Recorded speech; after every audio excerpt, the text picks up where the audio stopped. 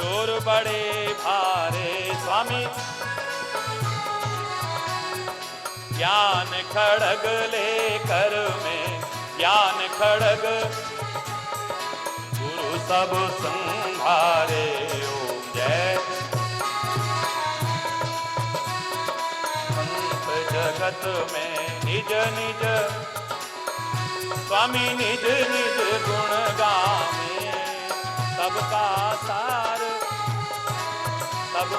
सार गुरु मार्ग लावे। ओम जय गुरु बलिया गुरु चरणामृत निर्मल सब पातक हारी। सुनत वचन तम नाशे सुनत सब संशय हारी। ओम जय गुरु बलिहारी तन मन धन सब अर्पण गुरु चरणन की जय। स्वामी ब्रह्मानंद मोक्ष गति। ओम जय गुरु बलिहारी त्वमेव माता स पिता त्वमेव बन्धुश्च सखा त्वमेव विद्या द्रविणं त्वमेव। हरि बोल हरि बोल। एक बार फिर साधना चैनल साधना कुंज के इस महान प्रयास के लिए साधुवाद के पात्र हैं। बहुत बहुत शुभकामनाएं, बहुत बहुत हार्दिक शुभाशीर्वाद। और फिर एक बार वही बात कहूंगा कि आप अपने किसी भी इस सुंदर प्रकल्प में कभी भी अपने इस भाई को तन से मन से और उसी के दिए धन से भी पीछे नहीं, हमेशा अपने साथ साथ पाएंगे और आप और महान कार्य कर सकें। गर्व हो आप पर, आपके संस्था पर, आपके परिवार पर, और आपसे प्रेरणा लेकर सब ऐसा कर सके कि सबको एक सेल्फ सेटिस्फैक्शन हो कि इस जीवन को पाकर के हमने जीवन में कुछ किया है। हरि बोल। धन्यवाद, बहुत बहुत धन्यवाद, बहुत बहुत धन्यवाद। हरि बोल।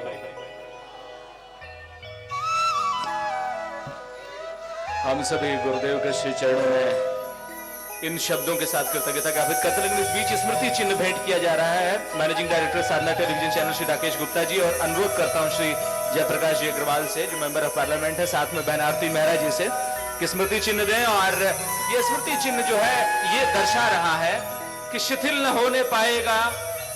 होने पाएगा स्नेह सूत्र का ये बंधन। बार बार आओगे गुरुवर, होगा बार बार अभिनंदन, बार बार अभिनंदन। और आशीर्वाद पूज्य महाराज श्री के द्वारा। तो इस तरीके से चौथे दिन के ज्ञान गंगा महोत्सव का कार्यक्रम यहीं पर संपन्न होता है। इस आशा और विश्वास के साथ, इस सूचना के साथ आपको ये बताते हुए कि कल सांध्यकालीन सत्र में पूज्यपाद पूज्य चरण लोक विख्यात संत श्री सुधांशु जी महाराज के अमृत वचनों को हमें सुनने का मौका यहीं पर मिलेगा। साधना टेलीविजन चैनल के माध्यम से त्वरित सीधा प्रसारण, पेपर लाइव टेलीकास्ट जो आप देख रहे हैं देश विदेश के कोने में, सिरी फोर्ट ऑडिटोरियम राजधानी दिल्ली से, निसंदेह इसका अपना एक आनंद है। और ज्ञान की गंगा जो प्रवाहित हो रही है देश विदेश में, इस सब के पीछे हमारे सद्गुरुओं का, हमारे ऋषि मुनियों का जो संदेश पहुंच रहा है, निसंदेह इससे कुछ न कुछ रूपांतरण समाज के अंदर आएगा और एक अच्छे समाज की स्थापना होगी। और जो कुछ भी चलाया जा रहा है इस साधना कुंज के माध्यम से, निसंदेह उसमें आप सबका योगदान रहेगा। आज हमने हरि चैतन्यपुरी जी महाराज के श्रीमुख से ज्ञान की इतनी सुंदर बातें सुनी और हमें पूरा विश्वास है कि आगे भी हमें महाराज का आशीर्वाद मिलता रहेगा। इसी कामना के साथ लेना चाहेंगे आपसे इजाजत।